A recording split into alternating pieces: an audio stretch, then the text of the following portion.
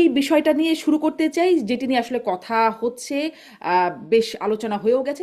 এই কারণে আপনাদের কাছে একটু সার সংক্ষেপ বা আপনাদের সুনির্দিষ্ট মতামত একটু জানতে চাই যে প্রধান উপদেষ্টা যে সাক্ষাৎকারে, মেহেদী হাসানকে দেয়া সাক্ষাৎকারে যেটি বললেন যে আওয়ামী লীগ নিষিদ্ধ দল নয়, বৈধ দল, তাদের কার্যক্রম স্থগিত হয়েছে, যে কোনো সময় এর কার্যক্রম চালু হতে পারে। তারপরে আমরা যেটি দেখলাম রাজনৈতিক দলগুলোর মধ্যে বা রাজনীতিকদের মধ্যে নানান বক্তব্য, সমালোচনা, নিন্দা। বিএনপি স্থায়ী কমিটির সদস্য ডক্টর জাহিদ তিনিও বললেন যে এই বক্তব্য নাকি প্রশ্ন তৈরি করেছে। অন্যদিকে আসিফ নজরুল বললেন যেটি থিওরিটিক্যাল বক্তব্য, তার ধারণা নির্বাচনের আগে উইথড্রয়াল হওয়ার কোনো সম্ভাবনা নেই, মানে নিষেধাজ্ঞা। এই হচ্ছে বক্তব্যগুলোকে একটু সংক্ষেপে যদি বলি, আসলে কি আম, আসলে কি নির্বাচনের আগে এটি উইথড্রয়াল হওয়ার কোনো সম্ভাবনা আপনারা দেখেন, বা এমন কি হতে পারে যে সামনের নির্বাচনে আওয়ামী লীগ অংশগ্রহণ করছে? ডাক্তার জাহিদুর রহমান। ধন্যবাদ আপনাকে। এটার ব্যাপারে একটু বলে রাখা ভালো। মানে প্রধান উপদেষ্টা অনেক কিছুই বলেছেন। ইনফ্যাক্ট আওয়ামী লীগ এই নির্বাচনে পার্টিসিপেট করতে পারবে না এমন মন্তব্য তার ওখানে আছে, আবার সাথে এটাও আছে।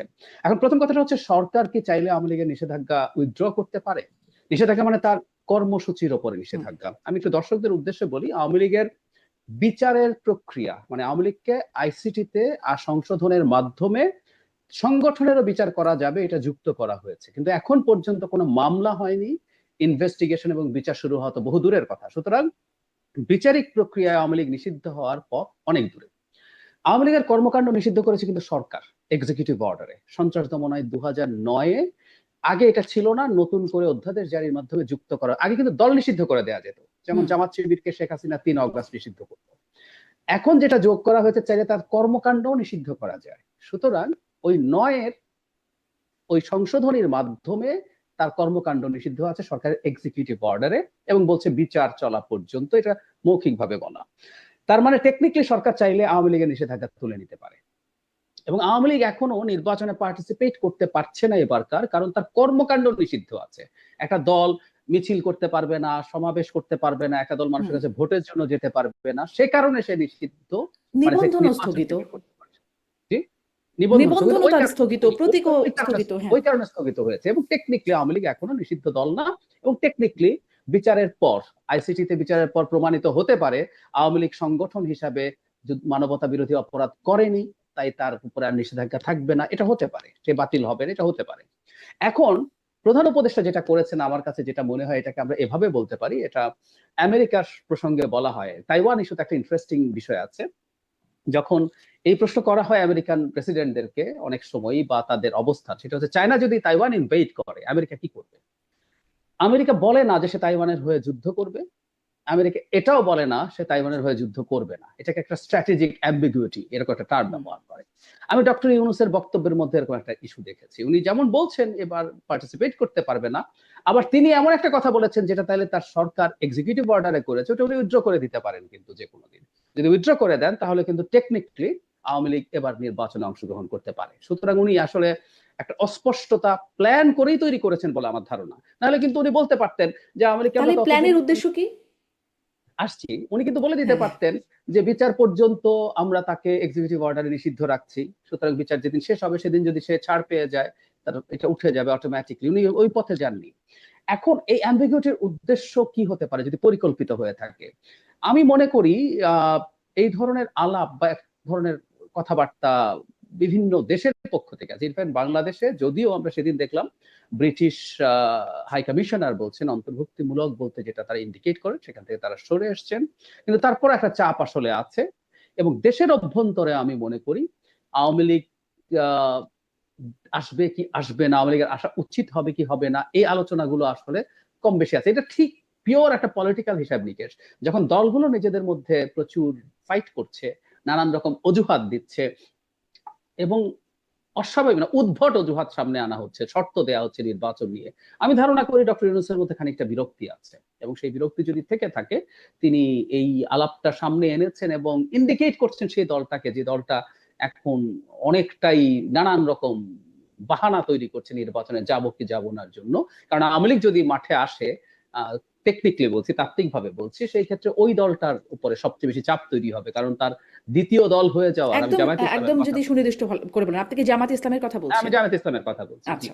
এই দল যখন এখন দ্বিতীয় দল, এমনকি একটা হাইপো তৈরির চেষ্টা আছে, তারা নির্বাচিত হয়ে যেতে পারে। আওয়ামী লীগ যদি হুম। মাঠে আসে, এই দলটার এই গুরুত্ব একেবারেই শেষ হয়ে যাবে। তো আমি কেন জানি শেষ না হয়ে যাবে যে, একটু এটুকুও শুনিনি, কেন এই দলটার গুরুত্ব শেষ হয়ে যাবে আওয়ামী যেমন লীগ ধরুন আসলে? তাদের না, তাদের হিসাবটা এরকম, আমি জানি, আমি নিশ্চিত নই, অনেকে অনেক সার্ভের কথা দিয়ে দেখাচ্ছে তাদের বিএনপির সাথে নেক টু নেক আছে, এবং যদি আওয়ামী লীগ না থাকে আওয়ামী লীগের অনেকে তাকে ভোট দেওয়ার সম্ভাবনা আছে, এইসব আলাপ আছে। কিন্তু আমার বিবেচনায় জামাতের ভোট এখনো আওয়ামী লীগের সাথে অনেক কম, আওয়ামী লীগের ভোট অ্যাটলিস্ট 20% আছে বলে আমি মনে হুম। করি। তো যদি সেটা হয়ে থাকে, তখন আসলে বিএনপির সাথে নির্বাচন নিয়ে যাবতীয় আলাপের কেন্দ্রে চলে আসবে আওয়ামী লীগ। ফাইট হবে বিএনপি আওয়ামী লীগের মধ্যে আবারও। জামাত এই যে এখন, খেয়াল করবেন গত কয়েক মাসে আমরা জামাত নিয়ে কথা বলতে বলতে তাদের পিআর, তাদের হুম সমাবেশ হুম করছে, হুম হুম। জামাতি আলোচনার বিষয়। আমি বাংলাদেশে কতগুলো টকশো গত 1-1.5 মাসে করেছে আমি জানি না, যেখানে মূল বিষয় জামাত। আওয়ামী লীগ আসার সাথে সাথে জামাত দেখবেন ভ্যানিশ হয়ে গেছে জি সিনারিওতে। তো জি। আমি জানি না এটা এক ধরনের জামাতের উপরে চাপ এই তৈরি প্রশ্নটা করছে। তাহলে তো খুব যৌক্তিকভাবেই আসে, এত বিপুল ভোট যেই দলটির আছে সেই দলটিকে নির্বাচন করতে না দেয়া, সেটি কিভাবে যৌক্তিক হয়? আসবো সেটা আপনার কাছে। যৌক্তিক হতে পারে। ডক্টর আমি জাহিদ আমি আসি। আমি আসবো, আমি, হ্যাঁ, সেটা যৌক্তিক হতে পারে, আমি সেই জায়গায় জি, আসবো। আমি আসি তাহলে। এই আলোচনাটা পুরনো আলোচনা, তারপরেও শুনবো জি, আপনার কাছে। আমি জি, জনাব মোস্তফা ফিরোজ, আপনার কাছ থেকেও ওই সম্ভাবনার কথা যেটি প্রধান উপদেষ্টা বলছেন, আওয়ামী লীগ কার্যক্রম চালু হতে পারে, এটি একটা যে কোনো সময় চালু হতে পারে সম্ভাবনা, আসলে কি সেই সম্ভাবনা আপনি দেখেন নির্বাচনের আগে? যেই প্রশ্নটি করছিলাম একই প্রশ্ন, এমন কি হতে পারে যে এই সামনের 26-এর নির্বাচনে অংশগ্রহণ করছে আওয়ামী লীগ? আমি তেমন আপাতত যে রাজনৈতিক পরিবেশ বাংলাদেশে, সেই পরিবেশটা দেখি না। ডক্টর ইউনূস যেহেতু নিউ ইয়র্কে বসে কথা বলছেন, সুতরাং সেখানে পশ্চিমা দেশে নিষিদ্ধ নির্বাচন করতে পারবে না, এই কথাগুলো আহ, মানে গণতান্ত্রিক না। এটা মেহেদী হাসান সম্ভবত উনি কিন্তু বলেছেন যে এটা কি গণতান্ত্রিক হলো। তখন কিন্তু তিনি একটু বেকায়দায় মানে হুম। একটা পরিস্থিতি তার জন্য। কারণ পশ্চিমা গণতন্ত্রে নিষিদ্ধ, ব্যান, নির্বাচন করতে দেবো না, এগুলি তারা পছন্দ করে না। আবার এইগুলিকে সরাসরি মানে বিপক্ষে বলাটা বাংলাদেশের রাজনৈতিক পরিস্থিতিটা এলাও হয় না। যেমন আসিফ নজরুল এখানে যত আহ, আজকে ঠিক ডক্টর ইউনূসের কথাটা যদি বলতেন তাহলে কিন্তু আজকে কিন্তু হইচই শুরু হয়ে যেত। কিন্তু যেহেতু বলেছেন যে কোনো সম্ভাবনা নাই, সুতরাং তিনি কিন্তু এখন একটা সেফ পজিশনে আছে। সুতরাং তিনি বলছেন তার ধারণা, এটি কিন্তু বারবার এমফাসাইজ করছেন যেটি আমার ধারণা, এবং তিনি ডক্টর ইউনূসের বক্তব্যকে বলছেন থিওরিটিক্যাল, মানে এটাও একটু বিশ্লেষণ শুনতে চাই। থিওরিটিক্যাল বক্তব্য মানে কি?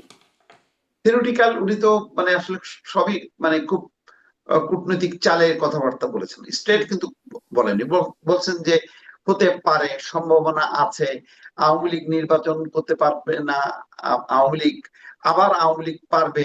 এই সবগুলির মধ্যে একটু প্যাচ আছে, এই কারণে যে সম্ভবত আমি যেটা গেস করি, তিনি হয়তো বলতে চাচ্ছেন যে আওয়ামী লীগ দলগতভাবে নির্বাচন করতে পারবে না, তার প্রতীক নেই।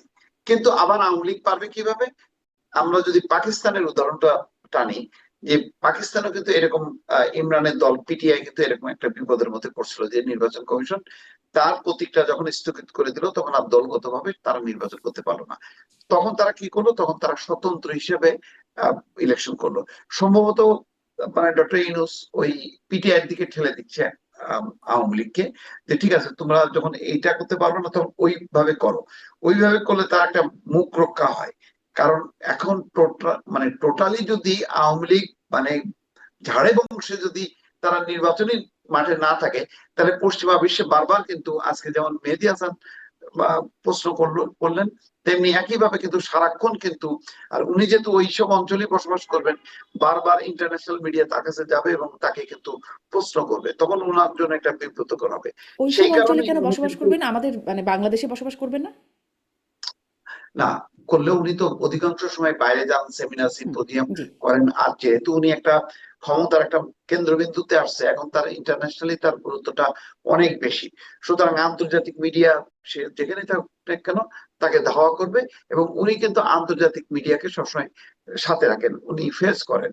তো সেই কারণে আমি বলছি যে উনি আহ দুইটা কথাই বলছে, যে হ্যাঁ নির্বাচন করতে পারবে আর পারবে না।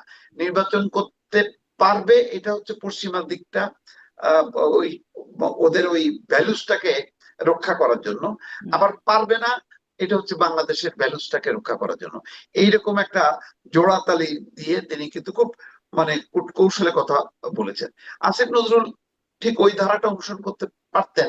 উনি বলতে পারতেন হ্যাঁ মানে ডক্টর ইউনূস যেটা বলেছেন সেই বিষয়টা মানে সঠিকই বলেছেন, তবে বিষয়টা হচ্ছে আইন আদালতের ব্যাপার, নির্বাচন কমিশনের ব্যাপার, তারা বিষয়টা দেখবে। এইভাবে পাশ কাটে যেতে পারতেন, কিন্তু উনি কিন্তু পরিষ্কারভাবে বললেন যে ভবিষ্যতে কোনো সম্ভাবনা নেই।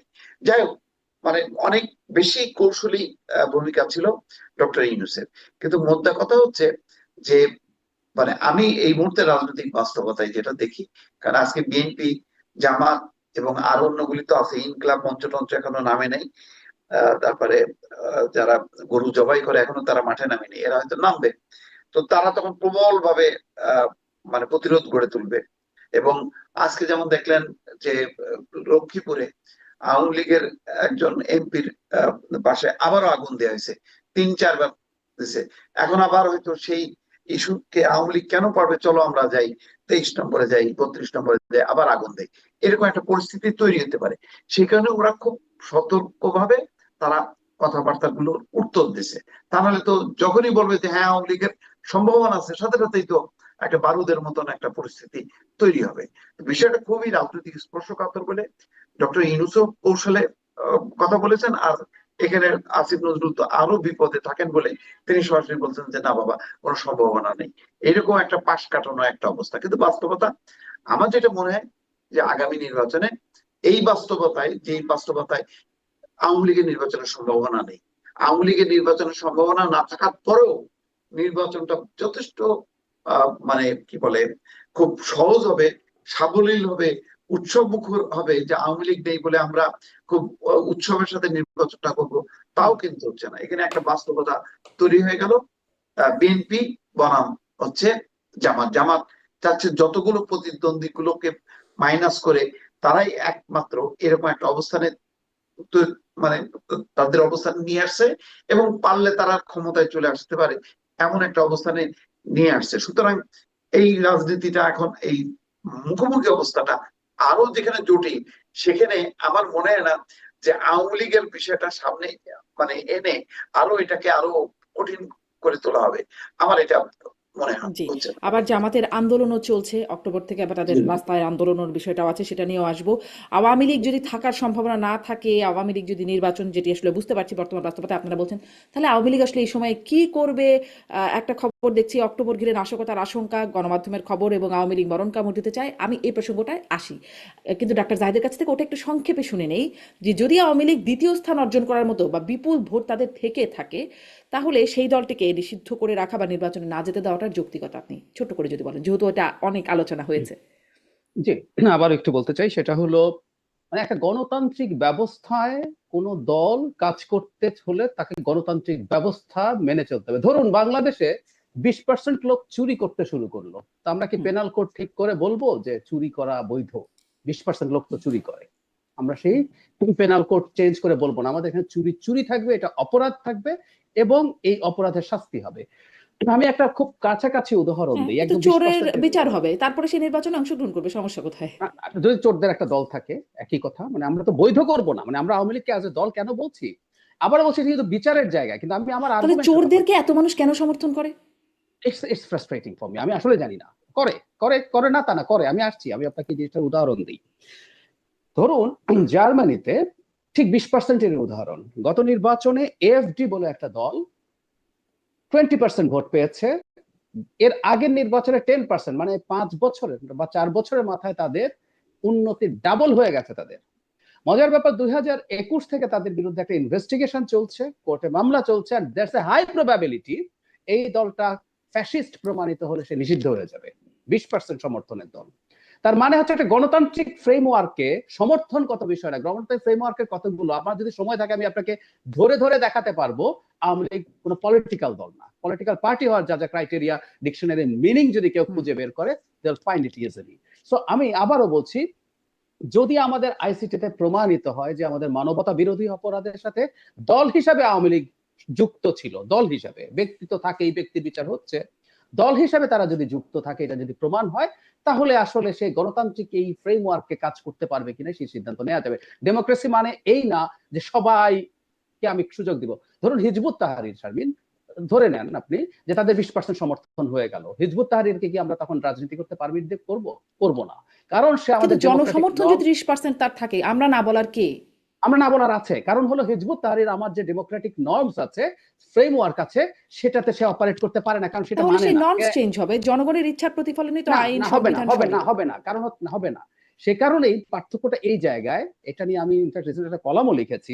আপনি নর্মস চেঞ্জ হবে বলছেন, হবে না, কারণ হচ্ছে এই মুহূর্তে এই স্টেটটা আমাদের হাতে আছে, সেজন্য রিভলিউশনের কথা আছে। হিজবুত তাহরিরকে রেভলিউশন করতে হবে, একটা আপরাইজিং করে ক্ষমতা দখল করতে হবে। আওয়ামী লীগকেও যদি বলি যে আমরা তাকে রাখবো না, তাকে কোনোদিন একটা রেভলিউশন বা আপরাইজিং এর মাধ্যমে ক্ষমতা নিতে হবে। ওই যে বলছে আমি ওকে দেবো না, কারণ হচ্ছে আমার যে ডেমোক্রেটিক নর্মস আছে তার সাথে সে কনফর্ম করে না, সে নির্বাচন মানে না, সে তাহলে কি আমাদের একরকম ইউনিভার্সাল। আওয়ামী লীগ এখন আপরাইজিং এর দিকেও, মানে তারা কি এটাকেই এখন অবিকল্প হিসেবে ভেবে নেবে, বা তাদেরকে এদিকেই একমাত্র যদি রাস্তা খোলা? যদি আমি আবারও বলছি, যদি আওয়ামী লীগ নিষিদ্ধ হয়, তাদের কোনো একদিন পরিকল্পনা থাকতে পারে যে আমরা হুম, তাহলে এই কাজটা করব। সে যদি নিষিদ্ধ হয় তাহলে তো তাকে তাই করতে হবে, তাকে জি, বিপ্লবের পর মানে হিজবুত সেটাই তাহরির সেটাই এই বিপ্লবের 20% লোক তাহলে কি করবে, আপরাইজিং এর জন্য প্রস্তুতি নেবে? আমি না, একটু আমি মোস্তাফিরোজ। মনে করি না, আমি সেটা আবার মনে করি না। আমি মনে করি এটার একটা বিরাট একটা অংশ অন্যান্য দলকে ভোট দেবে আস্তে আস্তে, এবং তাদের দলের অনেক নেতা যারা ক্রিমিনাল না, যাদের বিরুদ্ধে ফৌজদারি মামলা নেই, তাদের অনেকেও বিভিন্ন দলে চলে যাওয়ার সম্ভাবনা আমরা দেখছি অলরেডি, সেই হুম, আলামত দেখা যাচ্ছে।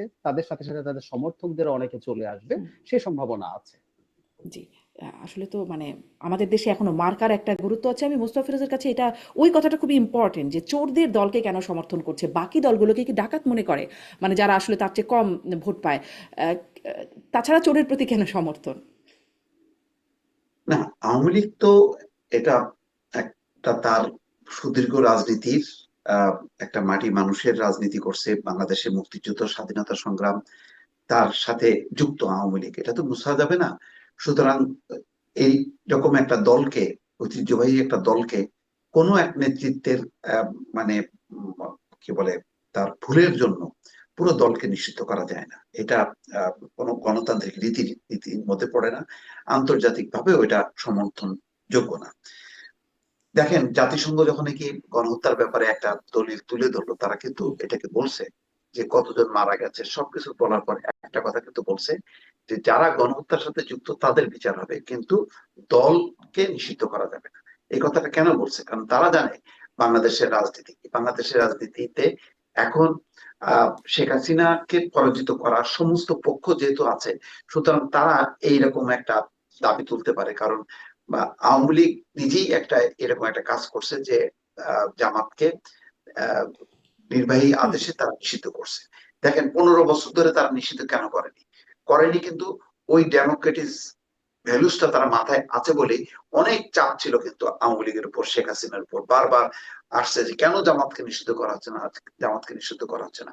কিন্তু বারবার কিন্তু দেখবেন যে শেখ হাসিনা কিন্তু এড়িয়ে গেছে। কিন্তু শেষের দিকে তো আর তাদের মাথা ঠিক ছিল না, তখন একটা চূড়ান্ত ফ্যাসিজমের দিকে তারা গেছে এবং সেই ভুলটা তারা করছে।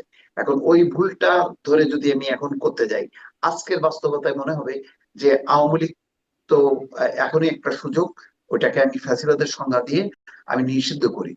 তো 10 বছর পরে যখন আবার ওইরকম মনে হবে যে আচ্ছা, জামাত বিএনপি তো ফ্যাসিস্ট দল, এটা তো এই কাজগুলি অনেকগুলো পয়েন্ট, তখন কিন্তু আওয়ামী লীগ সমর্থকরা বা অন্য কোন শক্তি যদি ক্ষমতায় থাকে, তারা কিন্তু বের করে কিন্তু ওই সুযোগটা নেবে, রাজনৈতিক অপব্যবহারের সুযোগটা পাবে।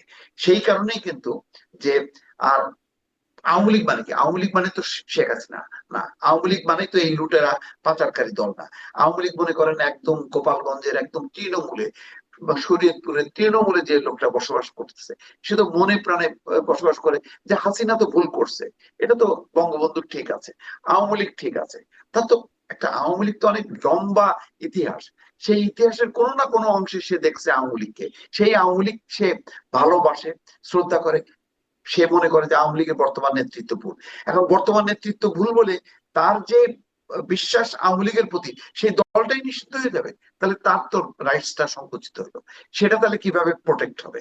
সেটা কি হুম, কোনো রাষ্ট্রবিজ্ঞানে আছে যে আমি আওয়ামী লীগ করি, আওয়ামী লীগ ভালোবাসি, আওয়ামী লীগ করতে চাই, কিন্তু আওয়ামী লীগের আমি মনে করেন 2 লাখ লোককে আমি পছন্দ করি না।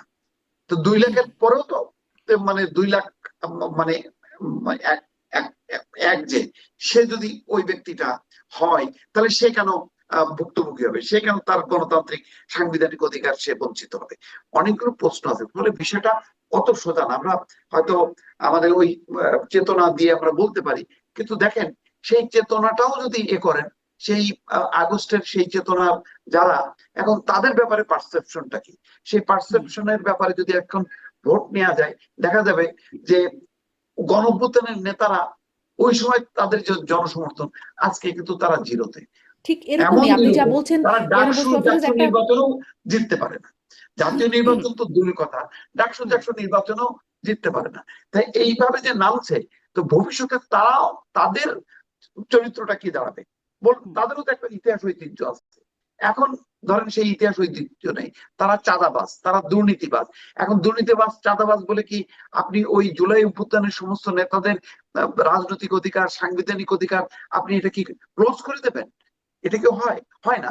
ওই সমর্থক, জুলাই চেতনার সমর্থকরা আছে তো, তার আমরা যেমন মনে করি যে আচ্ছা ওরা ছেলেবেলে এগুলি মানে করেনি, কিন্তু শেখ হাসিনার পতন আন্দোলনের যেই চেতনা, সেই চেতনাটা ঠিক আছে। তাহলে সেই চেতনার অনুসারী, সেই চেতনাকে ধারণ করার, লালন করার অধিকার আমার আছে। সেই অধিকারটা তো আপনি খরচ করে কেড়ে নিয়ে বলতে পারেন না যে না, টোটালটাই ষড়যন্ত্র, জি, টোটালটাই আমার মনে হয় ভুল। আপনি একদম স্পষ্ট করেছেন আপনার অবস্থান, জনাব মোস্তফা ফিরোজ। আহ, এই যে আপনি বলছিলেন যে মানে জনসমর্থনের কথা, ইনোভেশনের যে জরিপ, যেটি সম্প্রতি প্রেস সচিবও খুব দেখালেন যে 78% মানুষ মনে করে এই সরকারের অধীনে সুষ্ঠু নির্বাচন হবে বা আস্থা রাখছে এই সরকারের উপরে, ওই ইনোভেশনের ঠিক ওই জরিপটাতেই দেখা যাচ্ছে যে বিএনপি এবং জামাতের ভোট গত 6 মাসে কমেছে এবং ভোট বেড়েছে, বেশ ভালোই পরিমাণে বেড়েছে আওয়ামী লীগের। আমি আসলে ওই প্রশ্নটা একটু ডাক্তার জাহেদকেও যেটি করছিলাম, যে ডাক্তার জাহেদ বলছিলেন যে তাদের হয়তো এখন এরকম একটা প্রস্তুতি নিতে হতে পারে, বা যদি তারা ভাবে সেরকম একটা জায়গায় যে তাদের একটা প্রতি বিপ্লব বা প্রাইজিং, তারাও কেউ দিকে যাবে। আমি মাঝে মাঝে আওয়ামী লীগের নেতাদেরকে এই প্রশ্নটা করি যে তারা যখন বলেন এগুলো সব ষড়যন্ত্র হয়েছে, তখন আমি প্রশ্ন করি, ধরলাম যদি ষড়যন্ত্র হয়, ষড়যন্ত্র না করে আসলে উপায় ছিল কোনো? সাধারণভাবে নির্বাচন করার সুযোগ নাই, অতএব ষড়যন্ত্র না করে উপায়টা কি? মানে ক্ষমতা পরিবর্তনের বা নির্বাচন জয়ী হয়ে ক্ষমতায় আসার উপায়টা কি? এখন আওয়ামী লীগের সামনেও আসলে উপায়টা কি যদি ষড়যন্ত্র, সহিংসতা না করার? কারণ অক্টোবর ঘিরে নাশকতার আশঙ্কা করছে, মরণ কামড় দিতে পারে আওয়ামী লীগ, এরকম খবর আসছে, আজকে যুগান্তরের হেডলাইন দেখছিলাম। তারা করবে কি এখন এই 20% লোক নিয়ে? জনাব আমি মুস্তাফিজ আমি আপনার কাছ যেহেতু থেকে শুনবো, ডিবেটটা ওই জনাব জায়গায় ডাক্তার আসছে, জাহিদের কাছ থেকে শুনি। জি ডাক্তার জাহিদ। জি আমি মুস্তাফা ফিরোজ ভাই যেটা বললেন এই প্রসঙ্গে আরো একটা কথা একটু বলতে চাই।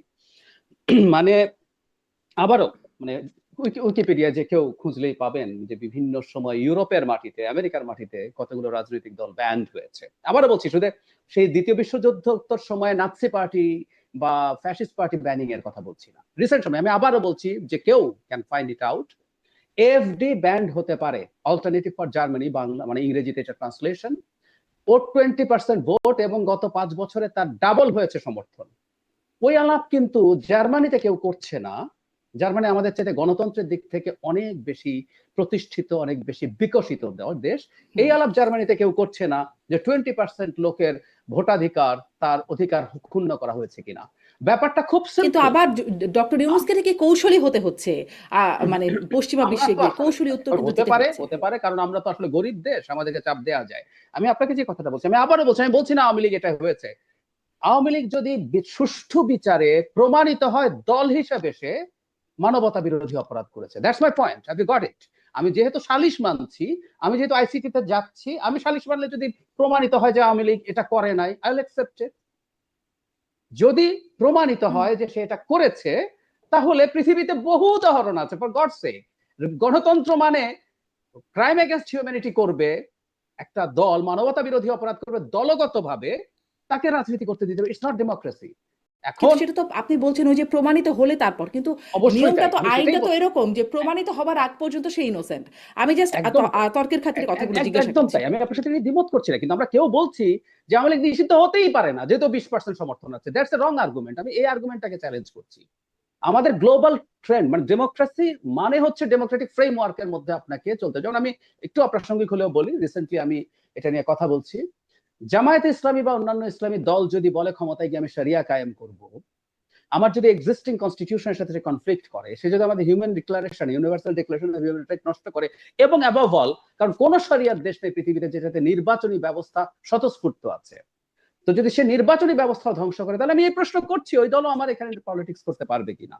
কারণ আমার এই কনস্টিটিউশনাল ফ্রেমওয়ার্কে, যদি কনস্টিটিউশনাল ফ্রেমওয়ার্কে সে রাজনীতি করে নির্বাচন করে ক্ষমতায় আসতে হয়, কতগুলো বেসিক্স তাকে মানতে হবে। এই কারণে আমি হিজবুত তাহরিরকে রাজনীতি করতে দেই না, কারণ ও বলছে আমি খেলাফত কায়েম করবো, আমি তোমার এগুলোকে সবগুলোকে কুফরি মনে করি, নির্বাচন সেজন্য আমি বলছি তুমি রাজনীতি করতে পারো না। তার সমর্থন 30% হলে আমি আসলে দেবো না। This is how it works. কিন্তু ওইখানে আসলে প্রশ্ন, যখন মানুষ যদি আমেরিকাতে ভোট নিষিদ্ধ দিয়ে হয়েছিল, জামাতে ও ইসলামীকে নেয়, ঘোষিতভাবে যখন জামাত যদি তখন বর্ণবাদী রাজনীতি করেছে, আমেরিকাতে যখন বর্ণবাদী ঘোষণা ভাবে কে কে কে রাজনীতি করতে গেছে, আমরা এই প্রশ্ন কেউ করে নাই যে ওর যদি সমর্থন ও জনগণের সাথে কানেক্ট করে করতে পারে তাহলে ওকে রাজনীতি করতে দেয়া হোক, ও নির্বাচন করুক। না, দেয়া হয় নাই। কারণ আমার হাতে যতদিন এই ডেমোক্রেটিক স্টেটের মানে কন্ট্রোল আছে, ততদিন পর্যন্ত আমার রুলস অফ দ্য গেম মেনে চলতে হবে। আর না মেনে চললে যেটা হয়, ইরানে রেভলিউশন হয়েছে, সেখানে রেভলিউশন করে সে তার মতো করে সরকার করে নিয়েছে। এর আগে বলশেভিকরা করেছে, চায়নাতে হয়েছে, তাদের মতো করে করে করবে। এখন আমি আওয়ামী লীগের ওই প্রশ্নে আসি। আমি সিম্পলি যেটা মনে করি, এখন যেটা হতে পারে, মোস্তাক ফিরোজ ভাই যেটা বলেছেন, সেটা হলো তারা যদি এবার না পারে, যদি তাদের আসলে সেই সক্ষমতা থাকে, এবার একটা ফেয়ার নির্বাচন হবে বলে আমি মনে করি। ইমরান খানের দল তেহরিক ইনসাফ গত নির্বাচনে, ওখানে তো অনেক রকম হিসাব আছে, ফিমেল সিটস আছে, আদার সিটস আছে, কিন্তু জেনারেল যে সিট, তাতে যে মুসলিম লীগ আছে যারা এখন ক্ষমতায়, তার চেয়ে বেশি সিট তারা পেয়ে গেছে ইন্ডিপেন্ডেন্ট হিসাবে। সো আওয়ামী লীগ এই কাজটা করতে পারে, সরকারের ফ্যাসিলিটেট করারও কিছু নাই। আওয়ামী লীগের যে মানুষজন, যাদের বিরুদ্ধে যে ক্রাইটেরিয়া আছে পার্লামেন্টের সদস্য হওয়ার জন্য, যারা যেগুলো যেগুলো ফুলফিল করবেন, যারা ফেরারি থাকবেন না, তারা ইন্ডিপেন্ডেন্ট ইলেকশন করতে পারেন, করুক, আমি সেটা চাইও। অথবা কিন্তু সেটা এই কি তারা আলাপ আছে, করতে পারবেন? যেভাবে আসলে যে বলছিলেন, মোস্তফা ফিরোজও বলছিলেন আজকেই একজন সাবেক এমপির বাসায় হামলা হয়েছে, আমি মানে যখন নির্বাচন করতে যাবেন, পারবেন তারা? পারতে হবে, আমরা এটার পক্ষে ফাইট করব। আমি এই যে বলছি যে যেহেতু এই জায়গাটা এখন এখানে আছে, তাদেরকে, শুধু সেটা না, যে কেউ ধরুন জেলে যারা আছে, যারা সরকারের কাস্টাডিতে আছে, পলাতক না, তারা যদি ইলেকশন করতে চান, তারা ইলেকশন করতে পারা উচিত, পারবেন তো। একইভাবে যারা ফেরারি থাকবেন না, যদি বাইরে পালিয়ে আছেন, তার বিরুদ্ধে যদি মামলা হয়, আপনি খুব ভালোভাবে জানেন যে নৈতিক স্থলনচরিত কারণে 2 বছরের অন্তত তার কনভিকশন হতে হবে অ্যাটলিস্ট লোয়ার কোর্টে। সেই প্রসেসের আগ পর্যন্ত তিনি নির্বাচন করতে পারেন, এবং সেই রাইট সরকারকে, এবং নির্বাচন করতে গেলে তাদের স্মুথলি যাতে তারা নির্বাচন করতে পারে, সেই রাইট অবশ্যই এনশিওর করতে হবে। আমরা একটা কথা রিপিটেডলি বলছি, যে কিছুদিন আগে সাবেক রেল মন্ত্রী ছিলেন মিস্টার হুমায়ুন, তার হাতে যে হাত কড়া পড়ানো, আমরা কি বলতে চেয়েছি? হতেই পারে উনি বড় ক্রিমিনাল, হতেই পারে উনি আওয়ামী লীগের বিরাট দুর্নীতিবাজ, হতেই পারে আওয়ামী লীগের মন্ত্রী ছিলেন, খুব ভালো ছিলেন বলে আমি অনেস্টলি বলি, আমি মনে করি না, উনি চলে গেছেন দুনিয়া থেকে।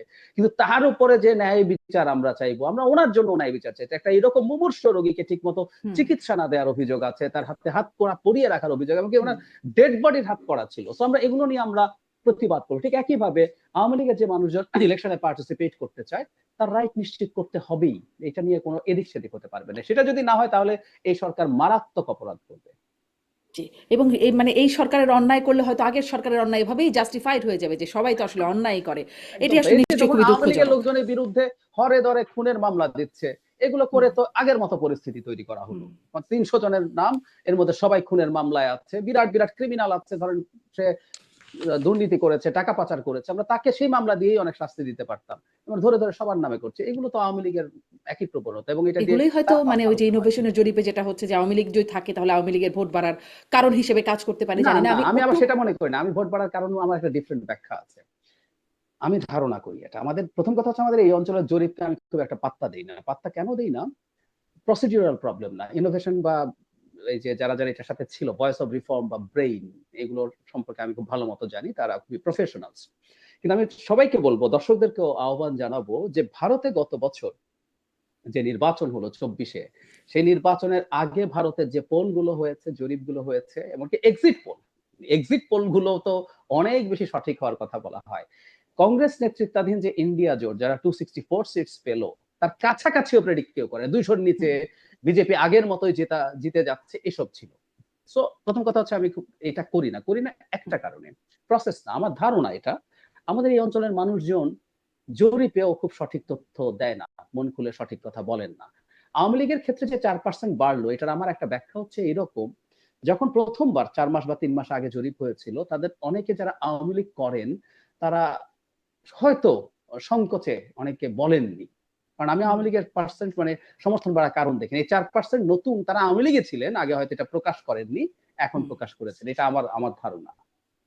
জি, এখন প্রকাশ করলেন কেন, সেটাও তো নিশ্চয়ই পরিস্থিতি দেখেই প্রকাশ করার একটা অবস্থা পরিস্থিতি তৈরি দেখে হয়েছে। এখন যাই তারা হোক, একটু সেই সাহস আলোচনায় পাচ্ছে। এখন না যাই, একটু এদিকেও আসি জনাব মোস্তফা ফেরোজ, যে আরো একটি বক্তব্য ডক্টর মোহাম্মদ ইউনূসের, যে এটাও শোনা যায় যে তাকে 5 বছর, 50 বছর বা আজীবনও মানুষ চাইছে।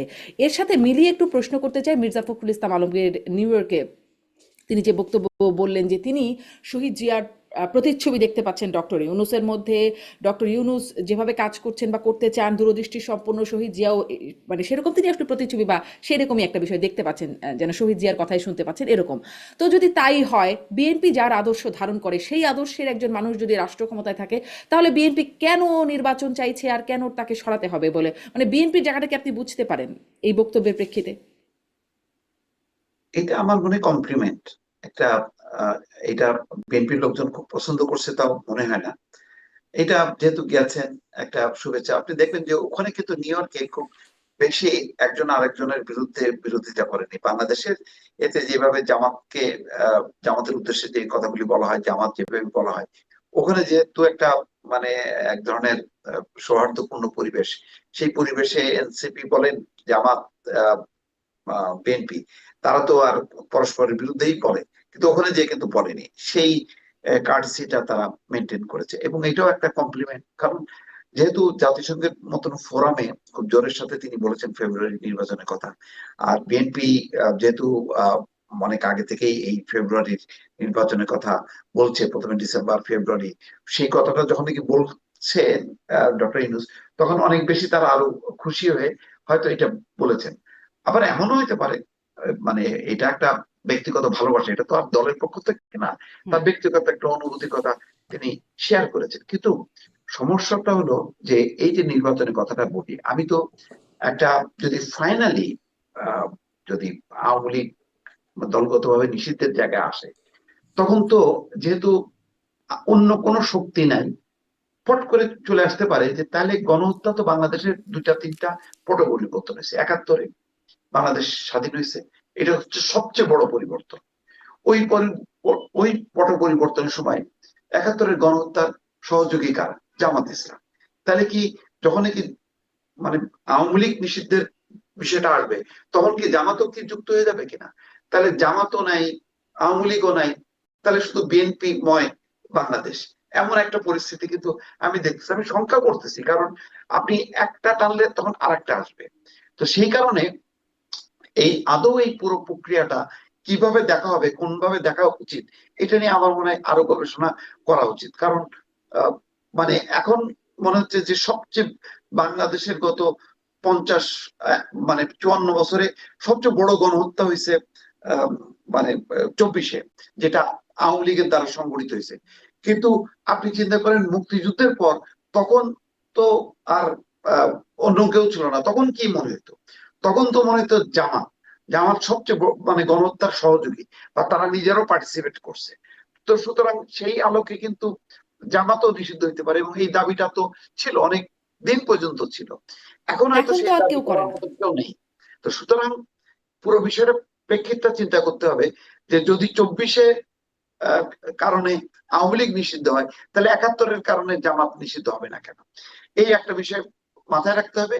তবে সব মিলে আমি দেখতেছি যে বিএনপি একটা সুবিধাজনক অবস্থানে থেকেও কেন জানি সে তার মানে মাটিতে পাটা আস্তে আস্তে কিন্তু মানে কি সরে যাচ্ছে। সরে যাচ্ছে এই কারণে যে জামাত ইসলাম কিন্তু এই জায়গাটা বিপুল ভাবে তারা কিন্তু অগ্রসর হয়েছে, তারা সেই জায়গাটা কাভার করছে।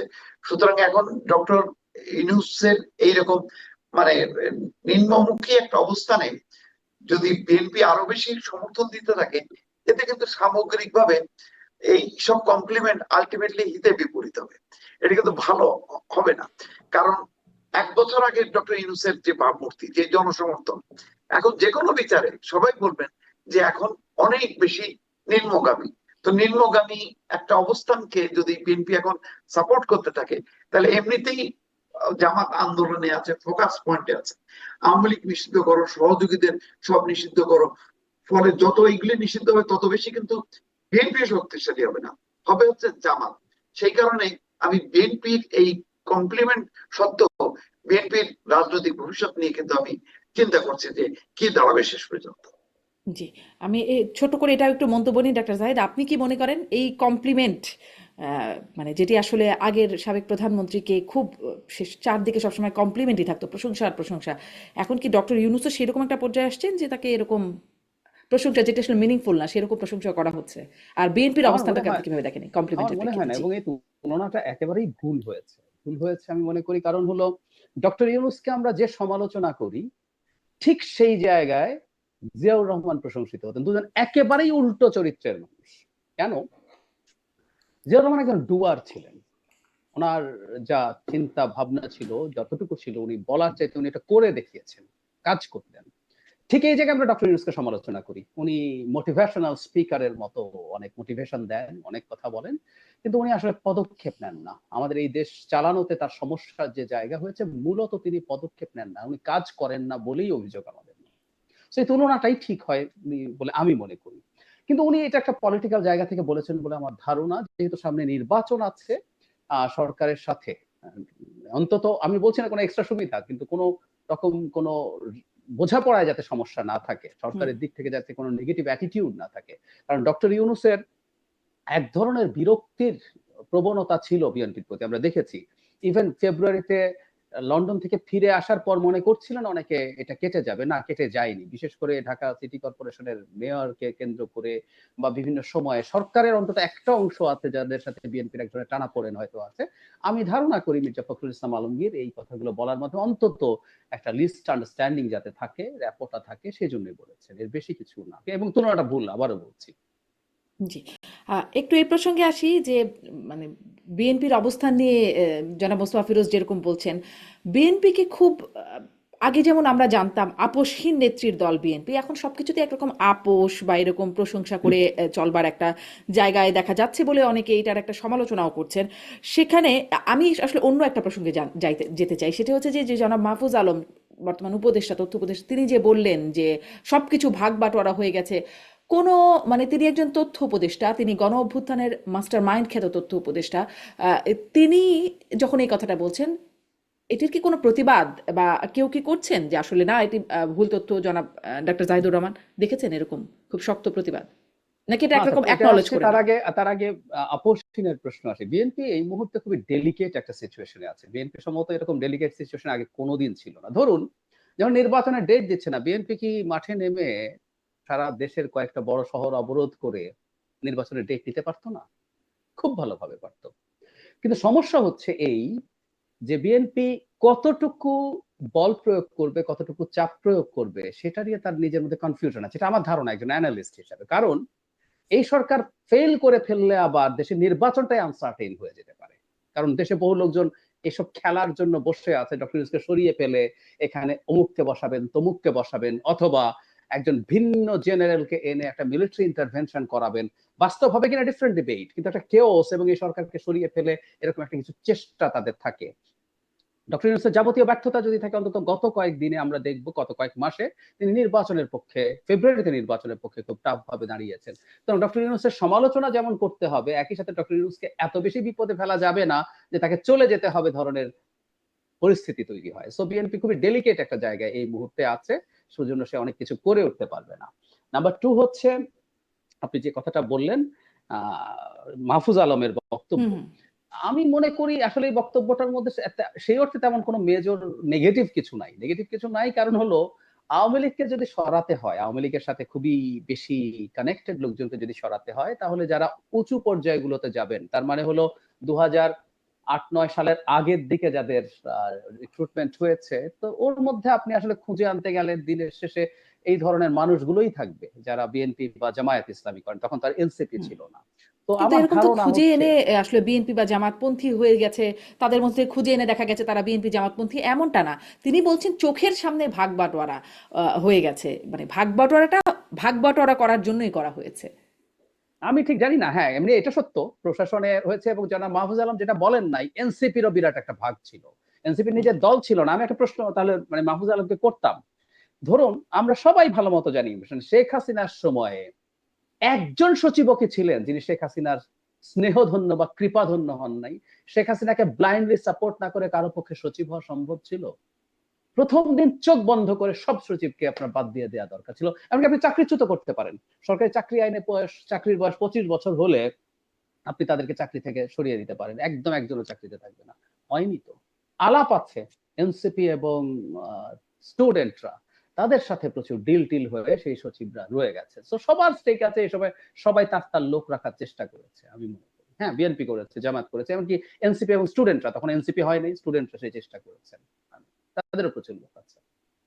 মানে সবারই ভাগ বাটোয়ারার কথা আছে। জনাব মোস্তফিরোজ, আপনি আসলে এই বক্তব্য কিভাবে দেখছেন? ভাগ বাটোয়ারা হয়েছে, এটি বিএনপি জামাত নিজেরাও অভিযোগ করেন। এই অভিযোগটা করেছিলেন যখন নাহিদ ইসলাম মন্ত্রী ছিলেন, মানে উপদেষ্টা ছিলেন, আসিফ মাহমুদ তিনিও করেছেন, এখন মাহফুজ আলম বলছেন একদম ভাগ বাটোয়ারা হয়েছে, চোখের সামনে ভাগ বাটোয়ারা হয়েছে। কিভাবে দেখছেন এবং এর বিরুদ্ধে কোনো অবস্থান নাই কেন? অ্যাকনলেজ করে নিচ্ছেন সবাই? মানে এটা ছাড়া তো আসলে উপায় মানে বিকল্প কি ছিল? মানে আপনি ধরেন যদি এই ফ্যাসিবাদের সহযোগী বলেন, ধরেন সচিবরা একটা দায়িত্ব পালন করছে, অতিরিক্ত সচিবরা কি করেনি? জয়েন্ট সেক্রেটারিরা করেনি? ডেপুটি সেক্রেটারিরা করেনি? ডেপুটি সেক্রেটারিরা তো ডিসি হিসেবেই ছিল। তারপরে অ্যাসিস্ট্যান্ট সেক্রেটারি করেনি? তারা তো ইওনো হিসেবে ছিল। তা আপনি এই মানে assistant secretary, senior assistant secretary, deputy secretary, joint secretary, additional secretary এবং সেক্রেটারি, এই পুরো 15 বছরে কিন্তু এই তাদের উত্থান এবং অনেকের নিয়োগ। তো আপনি এত মানে ধাপগুলি আপনি সরাই দিয়ে ফ্যাসিবাদ মুক্ত কিভাবে করবেন? প্রশাসন ওই জায়গাগুলোতে কে বলবে? শুধু তো প্রশাসন না, পুলিশ থেকে শুরু করে আপনি বিভিন্ন বাহিনী থেকে শুরু করে আপনি তো যদি হয় তাহলে ওই মেজর থেকে শুরু করে একদম উপর পর্যন্ত ছেড়ে ফেলতে হয়। তাহলে তো একটা পঙ্গু আপনার মানে পুলিশ প্রশাসন সেনাবাহিনী সবকিছুই তো পঙ্গু হয়ে যায়। এটার বিকল্প কি ছিল? মানে আপনি মানে এটা তো কম্বল বাঁচতে গেলে তো মানে লোম বাঁচতে গেলে বলেন না, কম্বলই তো থাকে না। তো এরকম একটা অবস্থা ছিল। তো 15টা বছর মাথায় রাখা দরকার, এক যুগেরও বেশি সময় ধরে, এই এক যুগের বেশি সময় ধরে এই শেখ হাসিনার শাসন আমলেই সবাই নিয়োগ হয়েছে, বদলি হয়েছে, পোস্টিং হয়েছে, সুবিধাজনক অনেকগুলি জায়গা তারা আসছে। এগুলিকে বাদ দিয়ে আপনি কিভাবে পারবেন? পারা সম্ভব হয়নি। যার কারণে হয়েছে কি, এই প্রশাসনটাই যেহেতু একটা সুবিধাবাদী তার ভিত্তিতে তারা গড়ে উঠছে। তো যখনই রাজনৈতিক পট পরিবর্তন হয়েছে, তখন ওই যে বলা না, গুপ্ত সবাই, ও না ও তো আসলে ও ছিল জামাতের, কিন্তু কি করবে, আওয়ামী লীগের কারণে চুপ করেছিল, আচ্ছা সে আমার। ও ছিল আসলে বিএনপির, কিন্তু ও তো আসলে একটু মানে দেখাইতে হয়েছে যে আওয়ামী লীগ, সুতরাং ওকে। এইভাবেই তো ভাগ বাটোয়ারা হয়েছে। এখানে নীতি নৈতিকতা, ওই আদর্শ, ওই চেতনা, এটা তো আর দেখেন, এটা তো মানে বিপ্লব হয়নি, এটা একটা গণঅভ্যুত্থান হয়েছে, একটা চাপের মুখে পড়ে গেছে। এখন সুশীলা কালকে কি করবেন? আপনি নেপালের কথাটা চিন্তা করেন তো, সব বাদ দেবে। সে বলতে ভাই আমি এটা পারবো না, নির্বাচন হোক, ওই নির্বাচিত পার্লামেন্ট সব করবে, আমি এখন সংবিধানে হাত দেবো না। তাদের হলো সবচেয়ে বড় সমস্যা সম্ভবত পিয়ার, যে পিয়ার বারবার ঘন ঘন 17 বছরে 13 বার সরকার পরিবর্তন হয়। তো বলছে যে নির্বাচিত সরকার করুক। এখন এই আপনি 15 বছরের এই জঙ্গল যদি আপনি সাফ করেন, তাহলে তো কেউ নেই। ওই জায়গাটা কারা পূরণ করবে? এইটার কোনো বিকল্প কোনো প্রস্তাব আসে নাই। যার জন্য আপনি কি পুলিশ সব বাদ দিচ্ছেন? এখন কি মনে করেন যে যারা এসপি ওসি হিসেবে বিভিন্ন জায়গায় আছে, তারা কি কোনো মানে আওয়ামী লীগ আমলে কি সুবিধাবাদী না? সুবিধাভোগী জায়গাগুলো তো এ করেনি। তারা কি লাঠির বাড়ি মারে নাই? মারছে তো। মানে তখন গুপ্ত ছিল, গুপ্ত হিসেবে জামাত বা বিএনপির লোক ছিল, এখন গুপ্ত হয়ে আওয়ামী লীগের লোক এখন থাকবে। মনে করেন এই আমলে মনে করেন এখন মানে বিএনপি আসলো বা জামাত আসলো, তারা 15টা বছর থেকে গেল, তারপরে যদি আওয়ামী লীগ আসে তখন কি করবে? সে কিছু করার নেই। তখন মানে তখন সব সাফ করতে গেলে তো তখন প্রশাসন চলবে না, পুলিশ চলবে না, থানা চলবে না। এখন কার্যত সেই রকম রদ বদল করতে করতে তো প্রশাসন, পুলিশ, থানা মানে তারা তো অকার্যকর, সেগুলি তো কাজ করছে না। তারপরেও আপনি আরো সরাবেন, তাহলে কে বলবে কি ওই জায়গাটা? মানে সচিবের কাজ বিকল্প তো ছিল আমি না, বুঝি না। এরকমটাই হবার কথা আমি ছিল। মনে করেন আমি খুব মানে হাসিনা বিরোধী লোক, কিন্তু আমি তো প্রশাসন বুঝি না, আমি তো সাংবাদিকতা বুঝি। আমাকে নিয়ে বসাবেন, কোথা থেকে আনবেন? আমদানি করবেন কোথা থেকে? বিদেশ থেকে? জাতিসংঘ বলবেন, প্রস্তাব পাশ করবেন যে বাংলাদেশে আপদকালীন এই অবস্থায় ডেপুটি সেক্রেটারি থেকে সেক্রেটারি পর্যন্ত লোক দেন, এরকম 10,000 লোক দেন, আমরা বসাই। হুম। এটা তো মানে স্বভাব। এটাই আসলে খুব বিকল্প ছিল না, বিকল্প সেটি ছিল একটা না। বক্তব্য স্পষ্ট হচ্ছে। কিন্তু আর একটা বিষয় আসি, মাহফুজ আলম বলছেন যে 2 মাস ধরে তিনি আসলে গদি হারানোর ভয়ে আছেন, কখন নেমে যায় সেই বিষয়টা। 2 মাস ধরে কি হলো ঠিক ডাক্তার জাহিদুর রহমান সেটি বুঝতে পারছেন? 2 মাসে কি হলো যে 2 মাস ধরে তিনি এই শঙ্কায় আছেন যে কখন গদি থেকে নেমে যায়? আমি আসছি তার আগে ওই সচিব সরানো নিয়ে বলি। আমি ডেপুটি সেক্রেটারি আর একটা সচিবের ইম্প্যাক্ট একই না, সুতরাং আপনাকে সব পাল্টাতে হবে না। শেখ হাসিনার সময় কারা কারা প্রমোশন পায়নি এই তালিকা খুব ভালো মতো আছে। আপনি চাইলে সব সচিব পাল্টাতে পারতেন। অ্যাডিশনাল সেক্রেটারি বা জয়েন্ট সেক্রেটারিকেও আপনি মানে মানে ডাবল প্রমোশন দিয়ে বসানোর হুম। ইতিহাস এর ডিসি মধ্যেই নিয়োগ আছে নিয়ে যে কি নজির। ঝামেলা হলো, তখনও যে হ্যাঁ, হ্যাঁ ঘুষের আছে। ব্যাপার স্যাপার এর আসলো মধ্যে সেটা তো নজির দেখলাম। আছে এবং আপনি চাইলে এটা খুঁজে বের করতে পারতেন। পরে অন্তত সচিব পাল্টানো যেত। আমি একমত যে একেবারে ডেপুটি সেক্রেটারি বলে। ডেপুটি সেক্রেটারির ইম্প্যাক্ট আর সচিবের ইম্প্যাক্ট কোনোভাবেই একই না।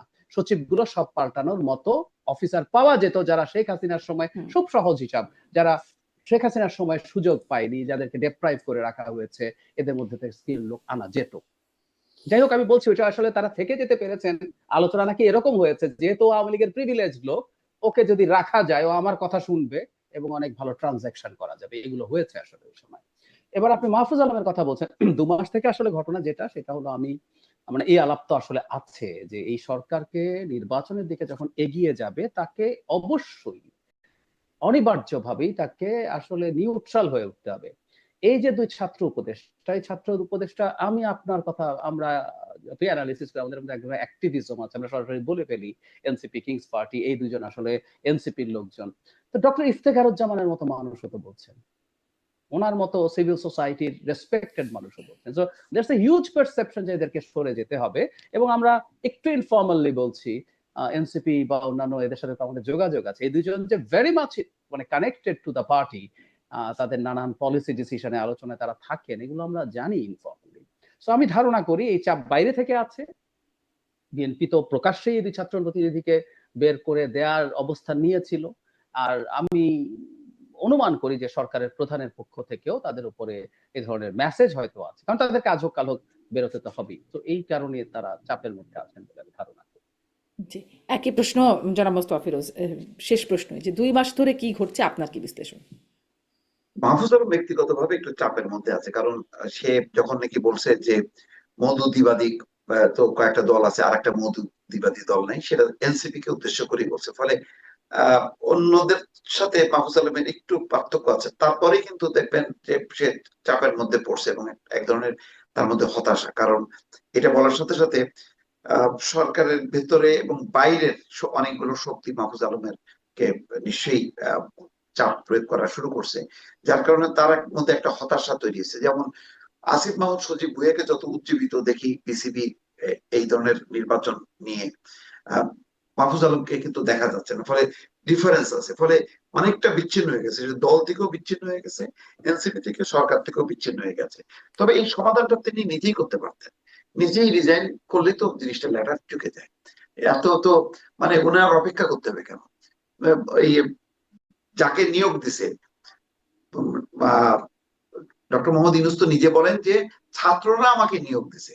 তো যিনি যারা নিয়োগ দিছে তাদেরকে কিভাবে উনি চাকরিচ্যুত করেন? বলেন কিভাবে যে তুমি চলে যাও?